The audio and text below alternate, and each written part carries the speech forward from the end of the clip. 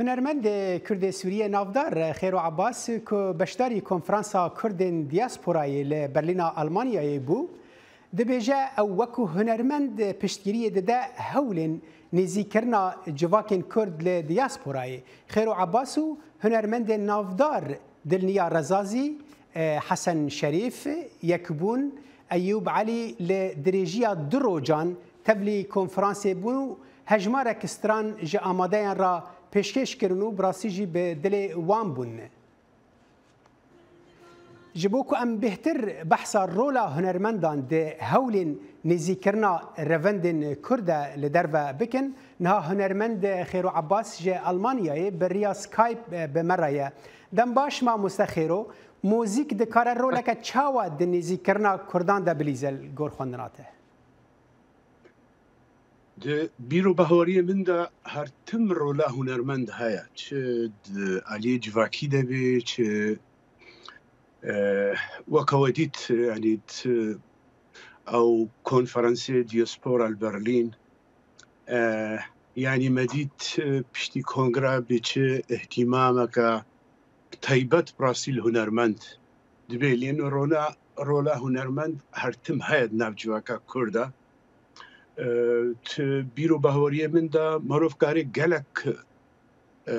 رولا بلیزی لی گلو چلو لینو فقیره هنرمند جیت جارنا دبی رشا هناك دبی سپیا جارنا دبی کسکا آلیه دیتر سیاسی دبی نا والله صوره هلی کلگوری خواه لی هنرمند و تایبتی هنرمند کرد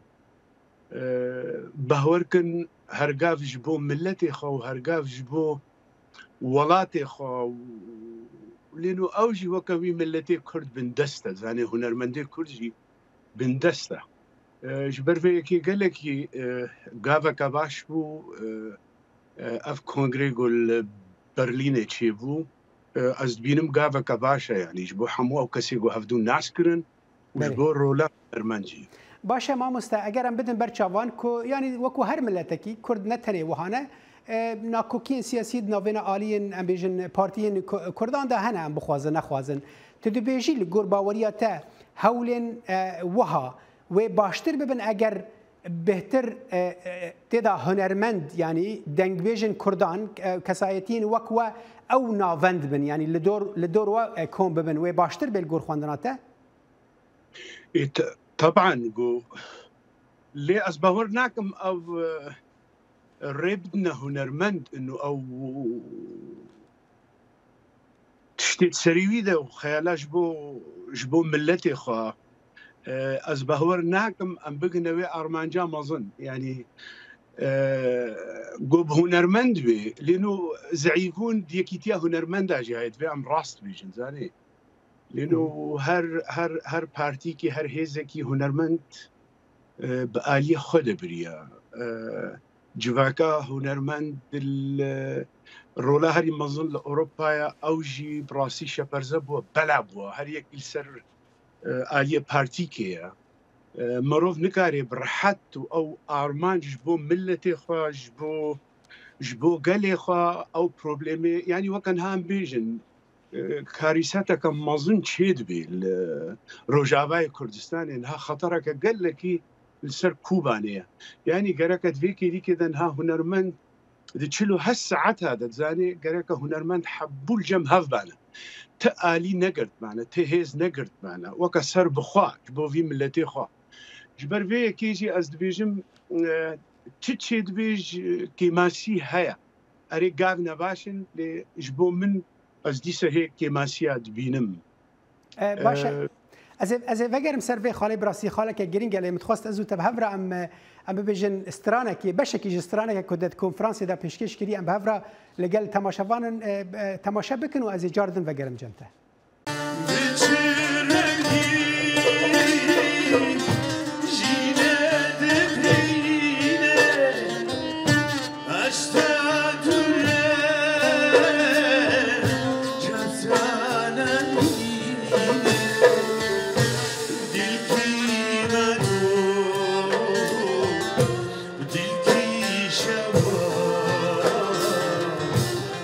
As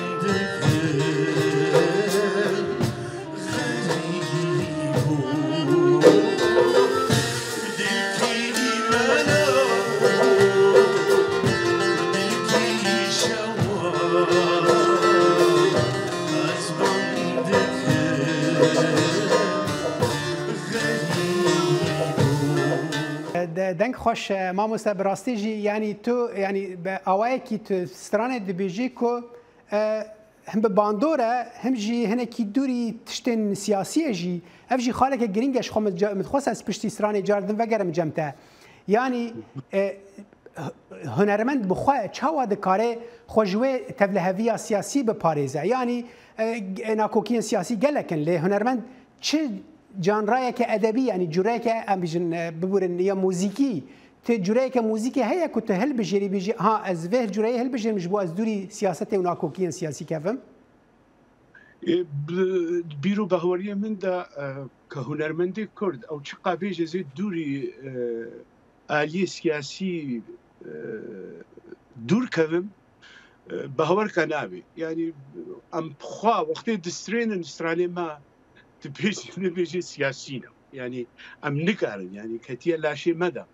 لێنۆ ئەم هەیە ملەتێکی بندەستن ئەم نا کوردستان ئازاد نەبووە سەرخۆ نەبووە ji ber vê kê ez xwe hêl didim yanî ew balansekî navbera Avustralyê got ez dibêjim yanî bi xerîbî siyasî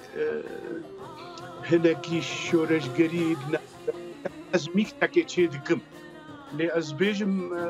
em dûrî wî dûrî siyasetê ne hunermendê Kurd na Xwedê em pê vegirî dayîn em bêjin em nebêjin وێ باشە دیسا دمینە تشتێن گشتی مامۆستا ینی وەکتە گوتە بەحسا غەریبیە بکی بەحسا وڵات بکی بێ کو تێکەڤی ئەم دبینە هەنێک نمونە هەنە کۆ ئەم ببێژن هونەرمەند داکەتنە ئاسنە ینی ناوان ببێژن ناوین کەسان بدسترانی خۆدا بێژن ئەڤە هەنێکی دبێ جێ ناکۆکییان هەر حال ئەس خوازم بە پرسەدن بکە مامۆسەشتە ئەو ژی ینی تۆ وەکو هونەرمەندێکی ناودار ئەم ببێژن کوردێن سووریێ تە لە وڵاتی سترا و لە تەنها لە دەرڤەژی دەسترەی ڕۆلا هونەرمەند دەما لە ناو خەلکێ بێ و لە دەرەوەی خەلکێ بێ چ قاستێ گوهارتن و تو بخۆ وەکو هونەرمەندێکی هەنی هەست چ قاستێن گوهارتن ئەرێ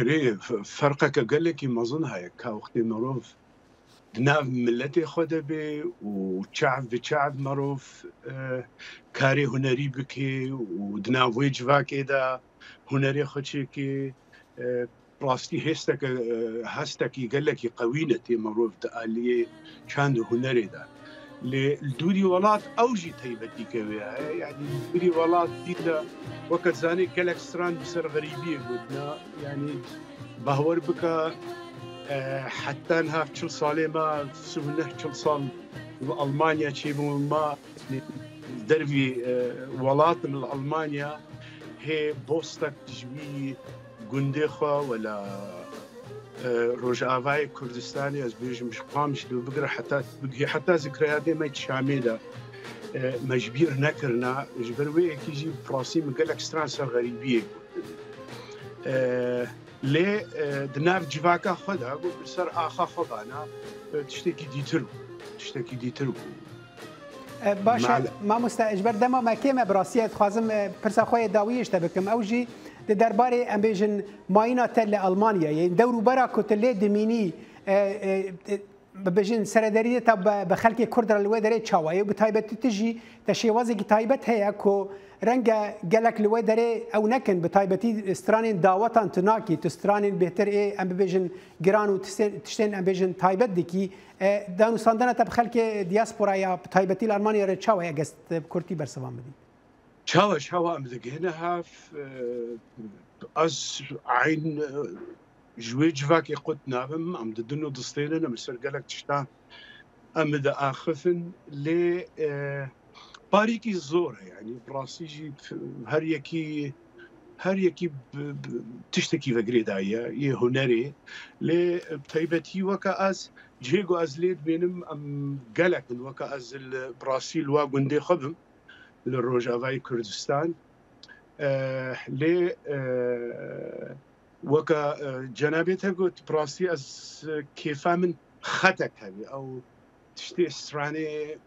سترانێ داوەت ئەوژی تشتەکە ئەو ڕاستیژی نەگو ئەس دژی داوەتامە لێ ئەس دخوازم تەقەید و ستیلێ من کۆبار بێژ بۆ ملەتێ من ئەو تشتێک و ئەس بێژم لایقی ملەتێ مەبێ ئەس گەلێکی سەر وێنا تەرکیز دکم و و از هیویدارم حتی وی وقتینها گوشکاربم لایقی گلی خوبم دعالی هنر ده گلک سپاس ما مستعز باورم گلک اگویژن حز کردن تجی هنا گلک هشت حز دکن دنگ تجی تایبته ام تسپاس دکن براسی ام مدخوس کو ام بهتری وی وقتی بکل دم برنامه او قاستر